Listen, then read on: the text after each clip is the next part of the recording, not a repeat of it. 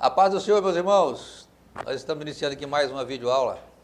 Nossa EBD em pauta. Desta vez estaremos estudando aqui a lição número 13, a última lição desse trimestre, primeiro trimestre, de 2025, onde nós tivemos a oportunidade de estudar o tema Em Defesa da Fé Cristã, combatendo as heresias, as antigas heresias que se apresentam com nova roupagem. Hoje nós estaremos vendo aí, para fechar esse trimestre, perseverando na fé em Cristo Jesus. Está conosco mais uma vez aqui, Evangelismo Moisés, que estará conosco aqui, ministrando aqui essa lição, nos ajudando aqui. Para nós é um prazer muito grande, mais uma vez, ter o senhor conosco aqui. Paz do Senhor, Deus abençoe. Paz do Senhor, pastor Wallace. Paz do Senhor a todos os nossos amados irmãos, professores da Escola Dominical, superintendente. Prazer mais uma vez estarmos aqui para nós discorrermos assuntos dessa última lição desse trimestre. Tenho certeza que está sendo bênção para a vida de cada um. E você que ainda não é inscrito aí no nosso canal, se inscreva, tá? Compartilhe esses vídeos e faça esse vídeo chegar até os seus amigos, os companheiros, alunos da Escola Dominical, para que mais pessoas possam ter acesso aí a essa videoaula. Vamos lá. Nosso texto áureo está registrado na segunda carta de Pedro, no capítulo 1:19, que diz assim: E temos muito firme a palavra dos profetas, a qual bem fazeis em estar atentos, como a uma luz que alumia em lugar escuro, até que o dia esclareça e a estrela da alva apareça em vosso coração. A verdade prática nos diz assim: a Bíblia Sagrada é o único instrumento moral e espiritual estabelecido por Deus para aferir a nossa conduta diante do Criador, da sociedade, da pátria e da família. A leitura bíblica em classe está registrada na segunda epístola de Paulo a Timóteo, capítulo 3, versículo 10 até o 17. Ô Moisés, lê para nós. Tu, porém, tens seguido a minha doutrina, modo de viver, intenção, fé, longanimidade, amor, paciência, perseguições e aflições, tais quais me aconteceram em Antioquia, em Icônio e em Listra. Quantas perseguições sofri, e o Senhor de todas me livrou. E também todos os que piamente querem viver em Cristo Jesus padecerão perseguições. Mas os homens maus e enganadores irão de mal para pior, enganando e sendo enganados. Tu, porém, permanece naquilo que aprendeste e de que foste inteirado, sabendo de quem o tens aprendido, e que desde a tua meninice sabe as sagradas letras, que podem fazer-te sábio para a salvação, pela fé que há em Cristo Jesus. Toda a Escritura, divinamente inspirada, é proveitosa para ensinar, para redarguir, para corrigir, para instruir em justiça, para que o homem de Deus seja perfeito e perfeitamente instruído para toda boa obra. Muito bem. Nosso Deus e nosso Pai, nós te louvamos, Senhor, pela leitura da Tua Palavra e por essa oportunidade de estar aqui nesse estúdio, Pai, para mais uma videoaula. Deus querido, Pai Santo, te pedimos mais uma vez, nos orienta e abençoa, Deus, a cada aluno, cada professor, cada superintendente, meu Pai querido, na direção, meu Deus, das nossas escolas dominicais, que possam ser cada dia mais abençoadas. Pai Santo, em nome de Jesus é que nós oramos e te agradecemos. Amém. Perseverando na fé em Cristo. Meus queridos, nós estamos vivendo uma época em que uma sociedade, vivemos numa sociedade pluralista, uma diversidade, uma vasta diversidade de crenças e práticas, algumas com a roupagem aparentemente bíblicas, outras mais ousadas, declaradamente contra a Bíblia Sagrada. nós vemos aí hoje um variado número de religiões, e cada religião dessa tem um livro, um livro de regras das quais eles seguem. Outros até usam a Bíblia, mas ao mesmo tempo tem um outro livro que são colocados em pé de igualdade, né, no mesmo pedestal da Bíblia, alguns até acima da Bíblia. Mas nós cristãos, nós temos a Bíblia, e unicamente a Bíblia, como a nossa regra de fé, né? Como a palavra inerrante de Deus para a nossa vida. E é sobre isso que a gente vai estar falando nessa lição, da importância que temos de ter a Bíblia Sagrada e de trazermos a nossa vida pautada nesse livro tão especial. Mas antes de entrar no primeiro ponto aqui, uma frase que uma pessoa, um escritor brasileiro, que eu nem sei se ele é evangélico, acho que nem é evangélico, o Rui Barbosa, né? Para mim ele fala uma das frases mais interessantes a respeito da Bíblia, né? Perguntado para ele o que ele achava da Bíblia, ele disse que a Bíblia, se ele colocar ela embaixo de todas as outras, ela é a base da sua biblioteca. Se ele colocar ela no meio dos outros livros, ela é o centro, ela é o coração da sua biblioteca. E quando ele coloca ela em cima dos livros, dos outros livros todos, ela é a cabeça, ela é a coroa da sua biblioteca. Então a gente vê a visão que esse homem tem da importância da Bíblia. E nós, como cristãos, precisamos também de dar essa importância à Bíblia Sagrada como o único livro de regra de fé que nós seguimos, e ter ele sempre como a maior autoridade, né? Aonde ela estiver, a Bíblia deve sempre ser a maior autoridade na nossa vida. Mas vamos lá. O primeiro ponto da nossa lição fala aí, diante das heresias, é preciso perseverança. Aí Moisés, ele fala aí dos falsos mestres, né? Timóteo, ele faz essa citação desses falsos mestres aí, e fala para nós aí, em cima desse primeiro tópico aí. Muito bem. Já estudamos durante as lições anteriores, mostrando os movimentos, como eles atuaram na antiguidade, nos dias atuais, como eles atuam. E aqui as epístolas de Timóteo, a Timóteo, melhor dizendo, e a Tito, se preocupam em combater as heresias que ameaçam a fé. Quando eu li esse primeiro ponto, eu me lembrei do textuário da primeira lição, que também já começa o apóstolo, a carta ajuda, melhor dizendo, não é? Também combatendo as heresias.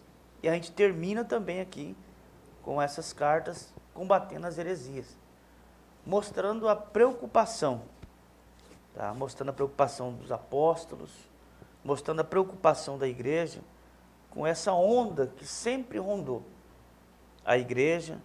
E tá aí para a gente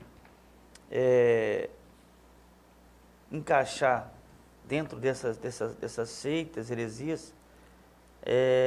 A Verdade Prática, que foi lida, diz que a Bíblia é o único instrumento moral e espiritual para ferir a nossa conduta diante do Criador. Eu louvo a Deus que nós pertencemos a uma igreja, pastor Wallace, que a gente não tem nenhum livro de revelação diferente da Bíblia, não é? Nós não temos, nós temos a nossa declaração de fé, que mostra em que nós cremos, que são textos da Bíblia Sagrada. Aqui nós temos dois grupos. E nós somos ensinados a estudar a Bíblia, né? Sim. Porque tem movimentos aí que parece que estudar a Bíblia para eles é pecado. Algumas revelações, algumas visões são mais importantes e eles se apegam nisso. E o que não é aferidor de fé, sim a Bíblia, né? Conforme diz a verdade. Há poucos dias agora deu um vídeo rodando na internet prática. aí, não sei se você viu, um vídeo agora recente, de uma grande denominação importante no Brasil, onde um dos seus líderes lá, criticam as pessoas que ensinam que nós devemos estudar a Bíblia, dizendo que Deus já tinha que revelar para nós o que tinha revelado e nós tínhamos que ficar com aquilo ali pronto. Ou seja, coloca a Bíblia muito abaixo daquilo que é a verdadeira, que é, da importância que é a Bíblia para a nossa vida, né? Sim. E o combate aqui é a dois grupos, os gnósticos e ao outro grupo aqui, doutores da lei. Esse grupo dos gnósticos, que acreditavam na existência de vários deuses, nós mencionamos em lições anteriores, não é? Que a matéria é má. Então, assim, o combate era contra eles. Que Jesus Cristo era um ser eliminado, que não era o Criador, que não era o mediador entre Deus e o homem, que não é, assim eles creem ainda, né? Então, o combate da carta é contra esse tipo de levante que vinha contra as Sagradas Escrituras. Também combate o grupo dos doutores da lei, não é? E aí menciona mitos, genealogias intermináveis que produzem especulações. Né? Fábulas judaicas, né? E controvérsias inúteis, né? Essas fábulas judaicas diz que eram histórias inventadas pelos judeus, né? Mas que não tinha nada a ver com a Bíblia Sagrada, né? E deve ser rejeitada, né? São fábulas, histórias que se chocam com a verdade que é a Bíblia Sagrada. Então é esse tipo de coisa que Paulo está tentando combater aí, né? E na primeira carta de Timóteo, capítulo 1, versículo 7, diz: querem serem mestres da lei, quando não compreendem nem o que dizem, nem as coisas acerca das quais fazem afirmação tão categóricas. Então, aí entrava aí o grupo da circuncisão, não é? Eram insubordinados, diz o apóstolo Paulo, não passavam de faladores, enganadores, especialmente esse grupo da circuncisão. Tá? Então, assim, era uma incredulidade deliberada, rejeição à verdade. Tá? E João até mencionou sobre esse grupo, lá em Apocalipse 2, 9 e Apocalipse 3, 9, chamando de sinagoga de Satanás, só para mostrar a perversão que eles tinham contra a igreja, contra a Sagrada Escritura, melhor dizendo. Não é? Que o combate deles era contra as Sagradas Escrituras. E até hoje, né? Ou até mais, né? Hoje a gente vê muitos grupos aí com pensamentos e doutrinas que divergem da teologia evangélica, da verdadeira teologia bíblica. E são muitos os grupos por aí afora aí. E muitas vezes passa despercebido, porque as pessoas hoje estão procurando um evangelho light, um evangelho onde só fala em carro, em dinheiro, em casa e tal. E a essência do evangelho, muitas vezes, é deixada de lado por esses grupos e as pessoas, por não estudarem a Bíblia, por não ter conhecimento da Bíblia, vai levando, vai deixando e vai pensando que é uma coisa boa. Então, nós temos que tomar muito cuidado, porque esses grupos divergentes sempre existiram e vai continuar existindo. Até Jesus voltar, eles vão continuar existindo, mas quando Jesus voltar, aí sim, né, só os verdadeiros é que vão, então, ser arrebatados, e aqui nessa terra, durante a grande tribulação, esses grupos vão estar por aqui afora. Então, nós temos que tomar cuidado, porque não foi só naquela época. Ainda hoje existem muitos grupos aí, com esses pensamentos, ensinando um evangelho que não é o verdadeiro evangelho, o evangelho da cruz de Cristo. Depois nós temos aí a experiência apostólica, né? A gente vê aí que Paulo, ele elogia, né, a perseverança de Timóteo, né? Mesmo em tempos tão difíceis, né?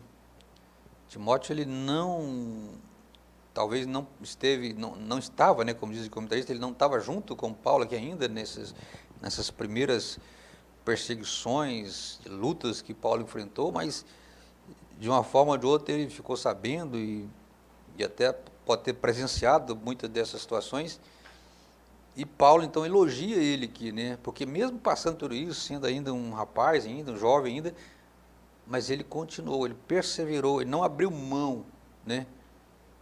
Que é o que a gente tem que fazer, não abrir mão do verdadeiro evangelho.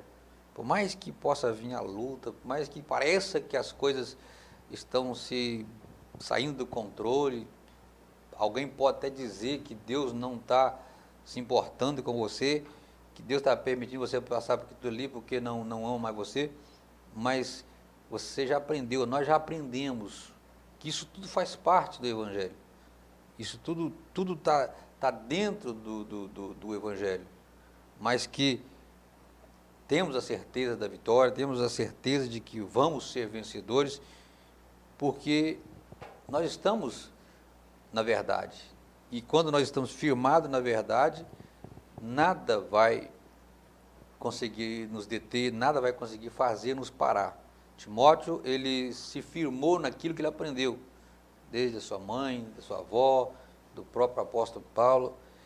Ele se firmou naquilo ali e não permitiu que nenhum daqueles acontecimentos que ele presenciou, que ouviu falar, do que Paulo passou, fez com que ele desanimasse, com que ele desistisse. Se Timóteo fosse um crente fraco, um crente que não tivesse base bíblica, ele ia desistir de ser crente, né? Ele falou, eu vou querer ser crente nada, sofrer igual Paulo está sofrendo ali, eu vou querer fazer parte desse povo, nada. Mas ele continuou, ele ficou firme, e agora Paulo vem e elogia ele por essa postura, né? Verdade, pastor. É interessante que mostra a perseverança de Timóteo, né? O próprio apóstolo Paulo diz o seguinte, no versículo 10 do capítulo 3 da segunda carta: mas você tem seguido de perto o meu ensino, a minha conduta, o meu propósito, a minha fé, a minha paciência, o meu amor e a minha perseverança. E mesmo assim ele aceita entrar para esta batalha, né, com todos os ensinamentos que ele teve, né, da sua mãe. E o comentarista pastor Ezequias coloca que ele deve ter sido uma testemunha ocular de algumas perseguições, né, ciente do que estava acontecendo, dos sofrimentos, e mesmo assim ele aceita fazer parte depois, né, da comitiva da segunda viagem de Paulo. Sabendo de tudo que aconteceu, do que poderia enfrentar, ele aceita. Isso mostra aí a personalidade, não é, o compromisso de Timóteo, também jovem, né? Esse jovem também, tá? Que era uma pessoa confiável do apóstolo Paulo. A gente vê o reconhecimento, né, de Paulo por essa atitude de Timóteo. Depois nós vemos entendendo o querer, né? Aqui no versículo 12, né? Paulo, no versículo 12 do capítulo 3, né? E também todos os que piamente querem viver em Cristo padecerão perseguições. Todos os que querem viver. Então, de todos os que plenamente querem viver em Cristo, eles sabem que eles padecerão perseguições, serão perseguidos, serão injuriados, como Paulo foi. Mas isso é aqueles que realmente assumiram o compromisso com Jesus, aqueles que realmente aceitaram Jesus, não porque Jesus fez alguma coisa por eles, mas pelo que Jesus é, pelo que Jesus foi e continua sendo.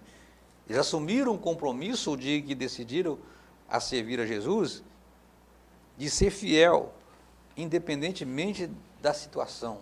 Eles estavam dispostos a pagar o preço, que é o que todos nós precisamos ter, né? De saber, como eu já disse aqui, né, que o Evangelho não é só alegria.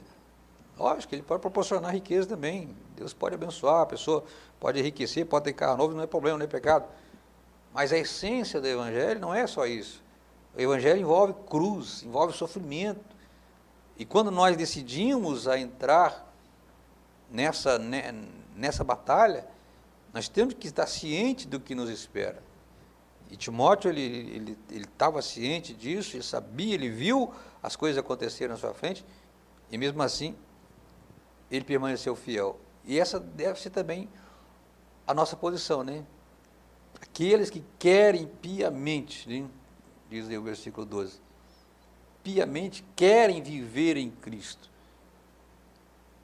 A gente sabe que nós vamos ser rejeitados, nós vamos ser perseguidos, porque se isso não acontece na vida do cristão, se em nenhum momento da sua vida você é perseguido, você é confrontado por amor a Cristo, por estar vivendo o Evangelho de Cristo, é porque alguma coisa está errada, mas que todos aqueles que decidem, que optam por viver uma vida centrada em Cristo, em algum momento ele vai ser confrontado, ele vai ser perseguido, pessoas vão se levantar contra ele, mas ele vai enfrentar aquilo ali com alegria, porque ele sabe que está passando aquilo ali, porque ele está vivendo uma vida que agrada a Cristo. E quando fala ser perseguido por Cristo, ser perseguido é por amor ao Evangelho, por fazer a coisa certa, né? Não é? Que muitas pessoas às vezes são perseguidas, mas ele dá vazão para aquele, né? Ele faz às vezes a coisa que obriga alguém a perseguir. Diferente, aqui é diferente, aqui está falando daqueles que optam por servir a Deus, né? Andar na verdade. Então esses, quando são perseguidos, eles sofrem, mas sofrem com prazer, sofrem com alegria, sabem que está agradando a Deus, está desagradando ao mundo, mas está agradando a Deus. Então, todos aqueles que querem, que optarem piamente para servir ao Senhor, para viver em Cristo, temos que ter essa convicção, que vamos sofrer perseguições. O próprio Jesus diz, né? No mundo tereis aflições. Então, é isso aí, entendendo o querer. Essa palavra querer, querem, ela, a tradução do original, ela quer dizer estar resolvido ou determinado. Tá decidido, então, né? Viver piedosamente em Cristo não é algo, sabe se está vivendo ou se não, se vai entrar ou se não, é algo resolvido e determinado. E 1 Pedro 4,14 diz que são bem-aventurados, são felizes, porque sobre vós repousa o Espírito Santo. E essa palavra repousar aqui é descanso. Sobre vós repousa, isto é, a gente descansa em Cristo, tá? Quando diante das perseguições, somos reanimados, tá? Mediante as perseguições. Também ainda, Mateus capítulo 5, o próprio Jesus disse, bem-aventurados que sofrem perseguições por causa da justiça, porque deles é o reino de céu. Então, assim, são felizes, pessoas que se entregam, né? E os mártires, Estevão, por exemplo, momentos mais de perseguição e momento de morte, foi radiante, né? Teve um momento de glória no momento da morte. Então, felizes são, tá? A Bíblia diz, os que sofrem esse tipo de perseguição. Tá? Enquanto os homens rangem os dentes, blasfemos, nós vemos a seriedade dos mártires de glorificar a Deus em momento de perseguição. Não é diferente do mundo, né? Que blasfemam, que murmuram.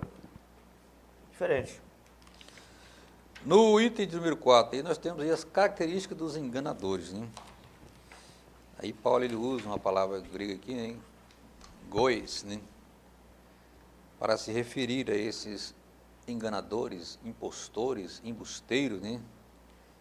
Que são aqueles que se infiltram na igreja, tentam se infiltrar na igreja a fim de trazer confusão, a fim de disseminar a discórdia no meio da igreja. E quantos tem, né? Infelizmente, sempre existiu e vai continuar existindo essas pessoas que vêm na igreja, que entram na igreja só com o intuito de trapacear, de mentir, de fingir ser um crente fiel, fingir-se doutores, ensinadores, enganando e sendo enganados, como diz o texto, né?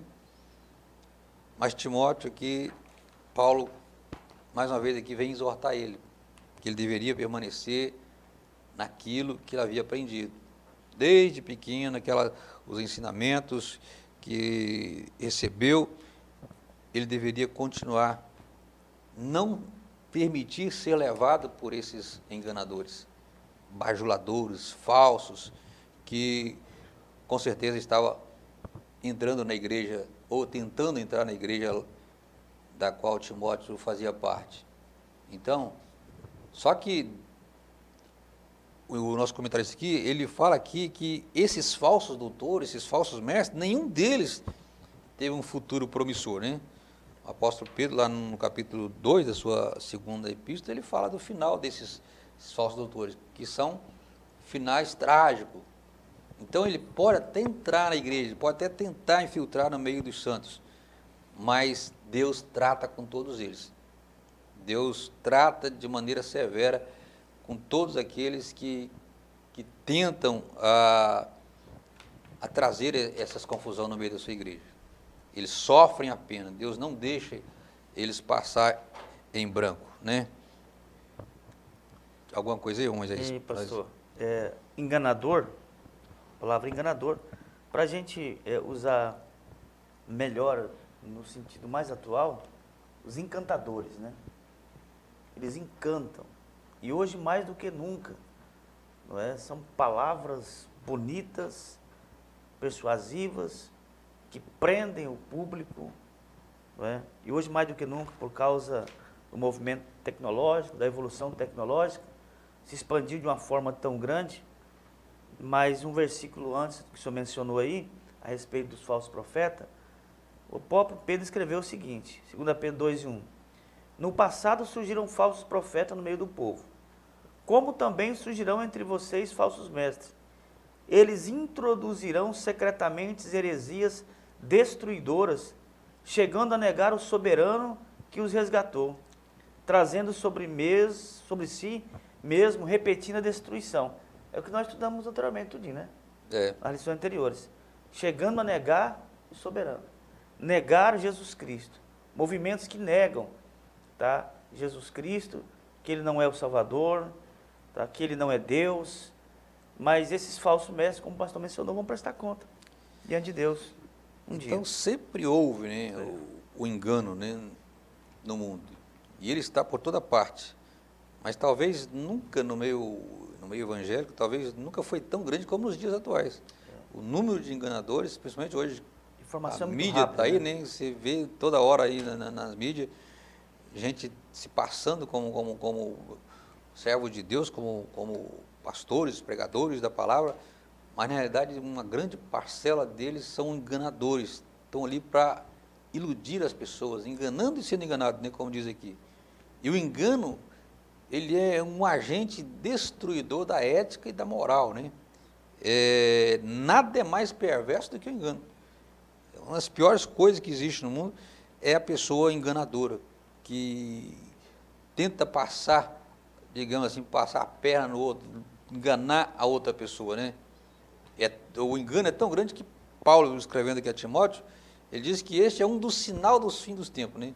Esses enganadores que iriam surgir, que iriam aparecer no meio da igreja. E o pastor Alan, assim, para detectar a respeito do que a gente está comentando, é que é um evangelho que não tem cruz.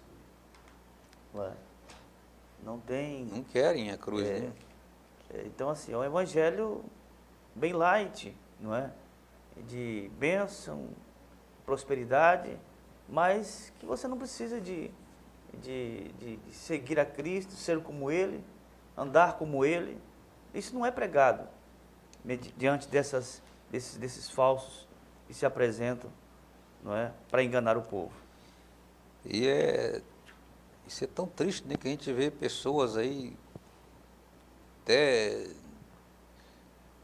praticamente não saíram da fralda ainda, que já estão espalhando heresias, falando um monte de coisas aí que não deveria falar na mídia e enganando as pessoas. Então isso é muito triste. Temos que pedir a misericórdia de Deus para a gente não deixar a ser levado por essas coisas. Infelizmente a gente vê o tanto de pessoas que ficam ali admiradas daquelas situações ali, pensando que é Deus que está operando ali, não sabendo eles que uma grande parte dessas coisas que você vê na internet aí não vem de Deus. São os enganadores que estão se levantando aí.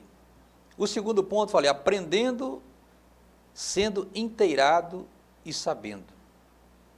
De quem Timóteo aprendeu as Sagradas Letras? Nós já falamos aqui, né? Timóteo aprendeu isso primeiramente em casa, né? sua mãe, sua avó, ensinando a ele a palavra de Deus. Isso traz para nós, que somos pais, principalmente, né, um despertamento grande, né? Principalmente quem tem filho, criança hoje ainda, que ainda pode fazer algo por ela, de procurar a ensinar ela desde cedo.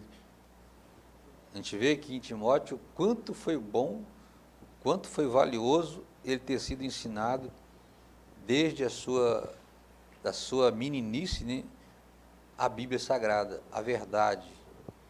Então, quem ensinou Timóteo? Sua mãe, sua avó, o próprio apóstolo Paulo, né, com certeza, fez parte desse ensino ainda de Timóteo. Então, quando nós sabemos de quem nós aprendemos, de pessoas que foram e que são servos de Deus, que são realmente pessoas que têm compromisso com a palavra de Deus, nós precisamos ficar firmes naquilo que aprendemos. Não nos deixar levar por esses movimentos que a gente vê por aí fora na mídia aí e desprezar aquilo que nós aprendemos. Nós somos ensinados, principalmente aqueles que nasceram no lar evangélico, foram ensinados desde a sua infância na palavra de Deus. Temos que tirar Timóteo como exemplo. Não deixar ser levado por esses enganadores, por esses falsificadores da palavra. Timóteo sabia, ele não cedeu isso aqui porque ele sabia de quem ele tinha aprendido. Sabia que a sua mãe era uma serva de Deus, sua avó era serva de Deus, que Paulo era um servo de Deus. Então eram pessoas que ele tinha certeza que havia falado a verdade para ele, ensinado a verdade. E assim nós precisamos ter essa consciência que fomos ensinados. Os nossos pais, os pais da igreja, que vêm trazendo esse ensino há muito tempo, nos ensinaram a palavra de Deus. Então não vamos abrir mão daquilo que nós aprendemos. Não deixa que esses embusteiros que existem por aí afora, trazendo esse evangelho falsificado, venha colocar dúvidas na nossa mente, colocar um outro pensamento de achar que aquilo que nós aprendemos está atrasado, que os tempos mudaram sim, mas a palavra de Deus, ela continua a mesma. A Bíblia não mudou nada, ela é tão atual como ela era há 2000 anos atrás. E nós não podemos abrir mão disso, de deixar de ter a Bíblia como a nossa verdadeira fonte e aquilo que nós aprendemos e continuar seguindo ela. Né? É importante,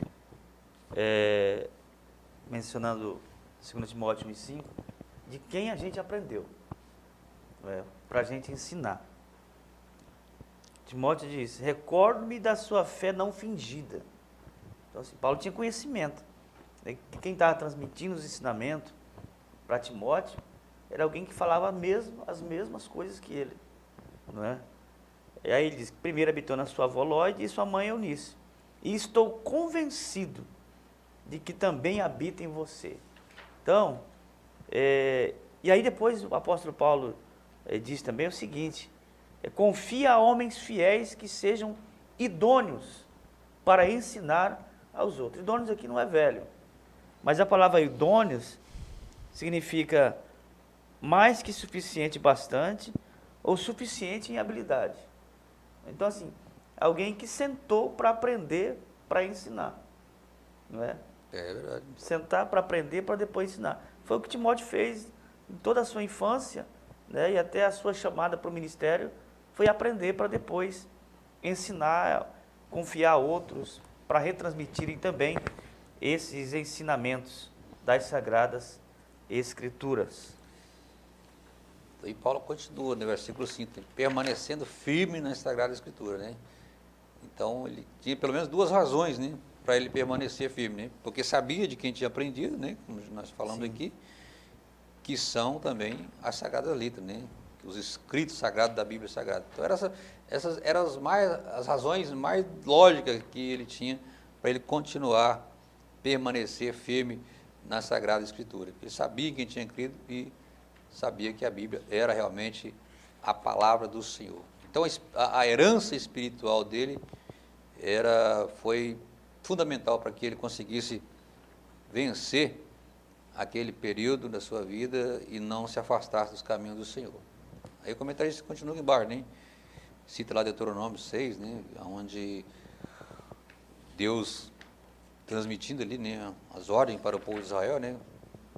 Ensina, né, a criança, na hora de levantar, no deitar, no caminhar, em todo momento a palavra de Deus tinha que ser ensinada lá.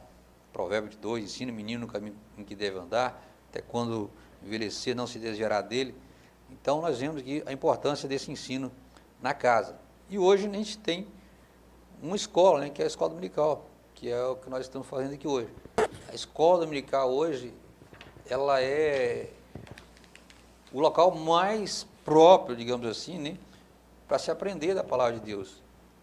Por isso que o pai, ele não pode ter dó de acordar o filho no domingo de manhã cedo para ir para a escola dominical.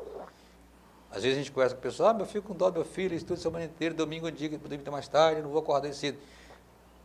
A pessoa não tem ideia do prejuízo que ela está dando para o filho quando ela faz isso. Ficar com dó de acordar a criança cedo para ir para a escola dominical e deixar ela dormindo até mais tarde. A melhor coisa que o pai pode fazer para o filho, no domingo pela manhã, é acordar ele cedo para ele vir para a escola dominical. Ele vai crescer, ele vai aprender. E o que ele aprender, principalmente as estatísticas nos ensinam que na fase mais tenra, né, da idade da criança, ela aprende, ela não esquece aqui mesmo. Então isso fica na cabeça dela. E se o pai não procurar colocar isso aqui na cabeça dela, quando ela for lá para o colégio, lá eles vão colocar um ensino adulterado, um ensino falsificado, que vai trazer dificuldades e problemas muito grandes na vida dela. Provérbio 22:6 fala: educa a criança no caminho que deve andar e até quando envelhecer não se desviará dele. Ensinar desde a infância, isso é inculcar na mente, colocar. Né? E aí quando a gente estuda esse assunto e a gente menciona esse versículo, é claro que vem à mente, né? Aqueles que se afastam, eles não foram ensinados, foram ensinados. Uma prova disso foi eu, fui ensinado desde pequeno. Então, nós. Não é? Nós. Nós, né? A gente nunca esquece, a gente né? saiu, mas não aprendeu. Nós estávamos no caminho errado, não é? E a gente voltou para o caminho, tá? Então, alguns entram em parafuso com essas citações isoladas, mas mostra, pastor, o quê? Olha só, embora alguns saiam do caminho, mas eles foram ensinados, não é? E essas versões dizem quando envelhecer, não é? Quando envelhecer, não se desviará dele. Outros falam quando crescer, não é? Eu me lembro quando meu pai era professor da escola dominical no sítio, ali em 612, e eu com 7, 8 anos, a gente sentava num tamburetezinho, eu e minha irmã, Raquel, e todo sábado à tarde meu pai ia falando as citações da revista pra gente, procura isso, Moisés, procura isso, Raquel, e a gente ia lendo, eu nunca esqueci disso. Então assim, a gente foi ensinado, não é? Aí o resultado, pela graça de Deus hoje, atuo como professor quando precisa, e minha irmã também é professora. Então assim, foi ensinado, hoje nós estamos na fase adulta, não é? E lá da infância, não é? Na verdade, a gente, mais que a gente afasta da igreja, que nem eu afastei, você também afastou, mas a gente nunca esquece daquilo que a gente aprendeu. Não esquece. Está sempre na cabeça, um dia eu quero voltar para a igreja, um dia eu tenho que voltar para a igreja. E sabe que se acontecer alguma coisa, sabe que está errado. Sabe que vai pagar. Porque foi ensinado, houve aprendizado, né? Só não está colocando em ação, mas houve aprendizado. Vamos lá. A Bíblia é divinamente inspirada. Lá no versículo 16, né, o apóstolo Paulo ele diz, né? Vamos lá. Toda a escritura divinamente inspirada é proveitosa para ensinar, para redarguir, para corrigir, para instruir em justiça. Nós cremos que a Bíblia, ela não contém a palavra de Deus. Existem algumas denominações que se dizem evangélicas e que ensinam que a Bíblia contém a palavra de Deus, né? Nós não acreditamos dessa maneira. Nós temos que a Bíblia, ela é a palavra de Deus. Infelizmente, alguém que se diz cristão e só acredita que a Bíblia contém a palavra de Deus é preocupante. E existe porque eu já conversei com algum amigo de certas denominações que quando a gente lia um texto dos apóstolos e lia alguma passagem lá de Jesus, eles questionavam, não, mas aqui está falando que é os apóstolos, não é Jesus. Eu fico com o que Jesus falou, os apóstolos aqui não. Então eles não dão o mesmo valor ao que Jesus disse e que os apóstolos deixaram registrado para nós. Então, para eles, a Bíblia contém a palavra de Deus, mas não é a palavra de Deus por completo. Mas nós cremos assim, nós somos ensinados assim, cremos assim, que a Bíblia é a palavra de Deus. Ela é o livro completo que nós precisamos, né? Tudo aquilo que o homem precisa, ele encontra na Bíblia Sagrada. Por mais humilde que ele seja, mais analfabeto que ele seja, ele vai encontrar o que ele precisa. O homem mais estudado que tem, ele vai encontrar tudo que ele precisa. A Bíblia é completa, ela não necessita de ajuda, e não existe uma parte na Bíblia que não seja inspirada por Deus. Então nós cremos piamente que ela é a palavra de Deus, que ela que nos mostra o caminho da salvação, ela que nos mostra o modo de viver, ela nos ensina, ela repreende, ela corrige, ela faz tudo. Então é um livro que tem, é só a Bíblia que tem todo esse poder, porque ela é inspirada por Deus, ela é a autoridade maior que Deus deixou aqui para a gente. Então, não tem como a gente não ter a Bíblia como a palavra de Deus inspirada. O que você me fala sobre essa? A própria palavra inspirada, né, pastor, ela significa literalmente, a palavra grega aí, soprada por Deus. 40 escritores aproximadamente, eles receberam uma inspiração divina para escrever a Bíblia Sagrada. Toda a escritura é inspirada por Deus. Tem uma versão que eu esqueci de notar aqui, mas ela diz assim: toda a escritura inspirada por Deus é. Porque alguns negam que nem todas são escritura.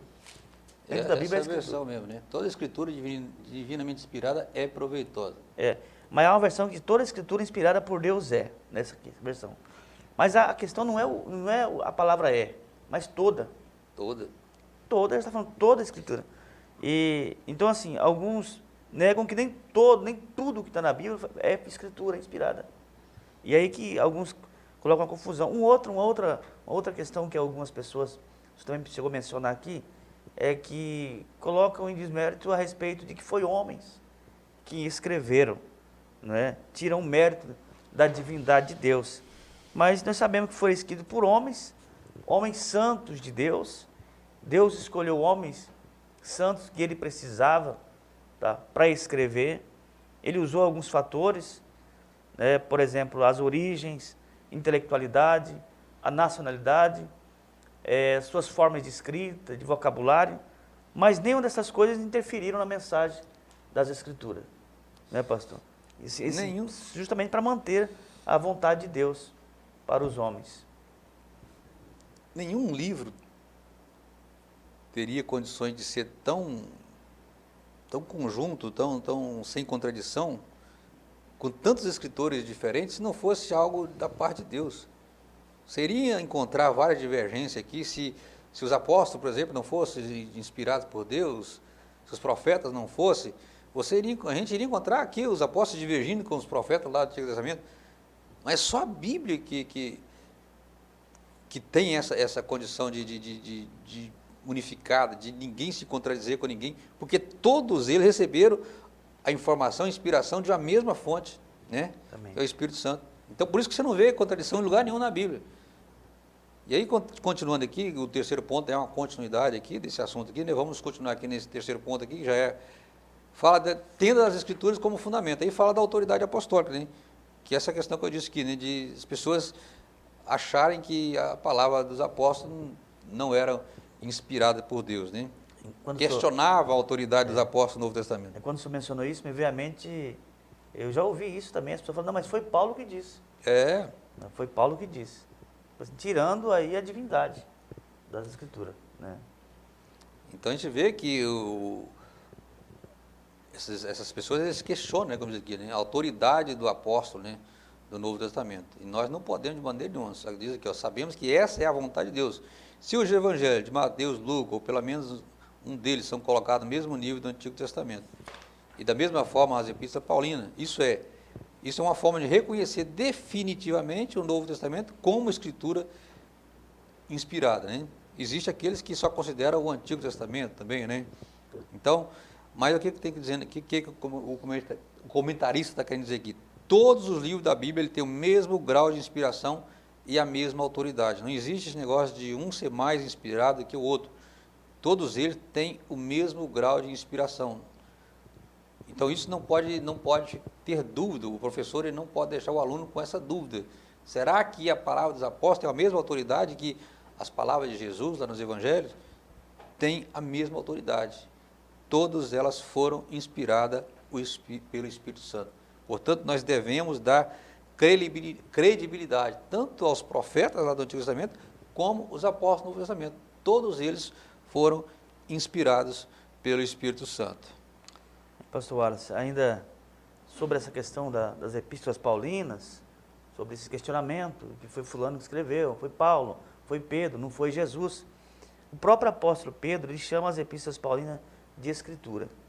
2 Pedro 3:15-16 diz assim, ó, e tendo por salvação a longanimidade do nosso Senhor, como também o nosso amado irmão Paulo vos escreveu, segundo a sabedoria que lhe foi dada, falando disto, como em todas as suas epístolas, entre as quais há pontos difíceis de entender, que os indultos e inconstantes torcem, e igualmente as outras escrituras para a sua própria perdição. Então, o próprio Pedro, né, menciona aí as cartas de Paulo como escritura, tá? E ainda, pastor, para mim terminar só um ponto de vista aqui, sobre esse assunto também, há o Novo Testamento. O Antigo Testamento, a Antiga Aliança já passou. Só que se a gente começasse a estudar a partir do Evangelho de Mateus, a gente não iria compreender o plano da redenção, né? O plano da redenção, como se deu, de onde é que Jesus veio, quem são os seus descendentes. Então, assim, tanto o Antigo Testamento quanto o Novo são incompletos sem o outro, né? O Antigo Testamento aponta Cristo, vem mostrando Cristo através das suas figuras, e o Novo Testamento é a revelação de Cristo. Então, tirar o Velho Testamento que já cumpriu, também vai mostrar, vai ausentar uma informação muito importante que é sobre conhecer Deus. Quem é Deus, a gente conhece Ele através do Antigo Testamento. Então é importante toda a Escritura. E o mesmo se aplica aí, né, à inspiração, né? O segundo item fala da abrangência, né? A inspiração da Bíblia, ela atinge os dois testamentos, né? Tanto o Antigo como o Novo Testamento. Nós vamos encontrar em Mateus, em Marcos, Lucas, se referindo às Escrituras, se referindo ao Antigo Testamento. Mas também vamos encontrar as expressões paulinas, né? Como, por exemplo, nós vimos aqui de Timóteo falando da Escritura inspirada por Deus, né? Então, ela não se refere apenas ao Antigo Testamento, mas ela abrange aos dois testamentos, ou seja, a Bíblia toda. Então, a inspiração divina, ela abrange toda a Bíblia Sagrada, o Antigo e o Novo Testamento. O terceiro item fala do manual de Deus, né? Aqui nós temos um verdadeiro manual, né? Além de ser valioso, como diz o comentarista aí, para os 4 propósitos pastorais, né? Quais são os 4 propósitos pastorais? Ensinar, redarguir, corrigir, instruir em justiça, que é não somente para os obreiros, mas também para equipar qualquer pessoa que leia as Escrituras para toda boa obra. Aí diz que estaríamos à deriva, né, no mundo sem essas palavras, pois elas nos levam à luz de Cristo. Então, a Bíblia, né, ela é o nosso manual, a nossa regra de fé, é a nossa bússola. Nós cristãos somos conduzidos pela Bíblia Sagrada. É por isso que a gente estuda, por isso que a gente todos os dias a gente precisa de estudar a Bíblia, Precisamos de arrumar tempo para estudar a Bíblia, porque ela tem palavra, ela tem orientação para tudo que nós precisamos. A Bíblia ela tem sempre a palavra, Deus tem sempre uma palavra para nós. Então, ela é o manual, ela é o principal livro que nós precisamos de ter em casa, é o principal livro que precisamos estudar. Então, tudo aquilo, se é sobre o casamento, a Bíblia traz ensino, se é sobre os negócios, a Bíblia traz palavra, qualquer área da vida, a Bíblia ela tem sempre uma palavra para nós. Então, por isso que ela é o manual de Deus para a vida do cristão. Lógico, nós temos muitos livros bons por aí fora, mas nenhum se compara com a Bíblia Sagrada. Nenhum deles chegam ao patamar que a Bíblia Sagrada chegou, porque ela é a palavra de Deus. Não existe situação, não existe qualquer outro livro mais importante que ele seja, que ele vai poder chegar perto da importância que tem a Bíblia Sagrada. Então nós precisamos de ter a Bíblia como o nosso manual, a nossa regra, a nossa base, aquilo que nós precisamos. É a Bíblia Sagrada quem vai nos orientar. Não é isso, Moisés? É isso mesmo, né? E aí, igual você já mencionou, né? Útil para o ensino, para a repreensão. Alguns acham que essa palavra repreensão é chamar a atenção, mas não, a palavra repreensão, ela está ligada a convencer, tá? João 16:8 diz, quando ele vier, convencerá o mundo do pecado e da justiça e do juízo. Então, a Escritura é o instrumento que o Espírito Santo usa para convencer, tá? Então, esse é o sentido aí da palavra repreensão que Paulo fala sobre as Escrituras Sagradas. Meus irmãos, para nós encerrar aí, vamos só ler a conclusão aqui. Daqui a pouco, Moisés, das suas considerações finais, nós já estaremos encerrando a nossa videoaula. A conclusão diz que a Bíblia é um guia seguro para toda a humanidade, e não somente para a igreja. Ela é a única revelação de Deus escrita para o ser humano, e a fonte de autoridade espiritual para aferir a nossa conduta diante de Deus, da sociedade e da família. Trata-se da orientação segura para a vida humana, a nação de Israel e a igreja, bem como as exortações para o mundo, incluindo o aspecto político, social e religioso das nações. A gente vê que a Bíblia é tão importante que já tentaram destruir a Bíblia por várias vezes, né? Sim. Por várias tentativas, e mostrando que ela não é um livro comum, ela conseguiu sobreviver a todas as tentativas que o homem fez de querer exterminar com a Bíblia. Eu não trouxe os dados aqui, mas se você pesquisar na internet, você vai ver quantas tentativas já fizeram para tentar destruir a Bíblia, acabar com a Bíblia. Mas ela sempre conseguiu sobressair a tudo isso aí, porque ela é a palavra de Deus. Se ela não fosse a palavra de Deus, ela teria desaparecido alguma época, algum tempo desse aí. Mas mostrando o poder que essa palavra tem. Ela sobreviveu a esses anos todos, porque é um livro diferente de todos, está acima de todos, é a palavra de Deus, é a inspiração de Deus que fez com que esse livro se tornasse esse livro tão poderoso, a palavra tão poderosa, que transforma pessoas que a gente não daria nada por ela, mas que a partir do momento em que tem um contato com essa palavra, são transformadas, que muitas das vezes é uma transformação que nem os especialistas conseguem explicar como conseguiu transformar uma pessoa em determinadas situações. Então, é só a Bíblia mesmo para fazer isso na nossa vida, né? Que nós possamos continuar aí dando o valor que essa palavra tem, que esse livro sagrado tem, que nós possamos nos dedicar mais a ele, tirar mais tempo para estar mais perto desse livro, estudando mais esse livro, que Deus vai ter sempre uma palavra para a nossa vida. Vamos, Moisés, suas considerações.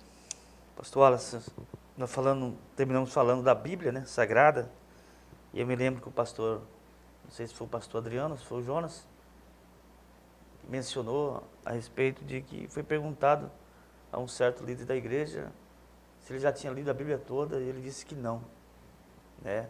E aí a gente pode se estender também a quem ministra, um professor, né, ao aluno também, né, a conhecer o autor do livro, não é? Embora divisões de 66 livros, mas é uma mente só, é Deus, é a mente de Deus revelada aos homens, né? Então, assim, que a gente possa amar mais as Escrituras, se dedicar mais pelas palavras contidas no livro sagrado, porque ela é quem muda, é quem rege a nossa vida, não é? O caminho da felicidade está aqui, não é? E a gente fala tanto em ler, estudar, mas em estatística geral, pouco, né, se faz a respeito dela. Mas que Deus possa, através do Espírito Santo, sempre estar nos orientando, nos alertando para estudarmos mais, dedicarmos mais à palavra de Deus. Então já aproveito aqui já para dizer para você, professor, você que ainda não leu a Bíblia toda, faça isso o mais rápido possível. Leia a Bíblia, de Gênesis a Apocalipse. Se leu uma vez, lê de novo. Quanto mais você lê, você vai aprender. A Bíblia é um livro inesgotável. Você pode ler ela 1000 vezes, você sempre vai encontrar algo que você não tinha percebido. Olha, aquele dia que o Jonas estava ministrando aqui mesmo, o evangelista Jonas, ele citou lá, acho que Daniel, acho que 2:49, se não me engano, né? Onde falava lá, onde Daniel não, por que Daniel não estava lá no dia da inauguração da estátua de Nabucodonosor, né? Sim. E ele achou um versículo lá em 2:49 lá, que mostra que Daniel ele não era presidente, ele não era prefeito, não era nada naquela época, né? Ele tinha pedido para o rei colocar os outros jovens como presidente, lógico que ele não colocou aquilo, não tinha dado essa ideia para o rei pensando nisso, né? Mas era Deus trabalhando na vida de Daniel para que ele não estivesse presente lá na fornalha. Então são coisinhas que a gente passa despercebido e nem percebe. Mas a gente só descobre isso lendo e relendo a Bíblia, a gente vai descobrindo coisas cada dia mais na Bíblia Sagrada.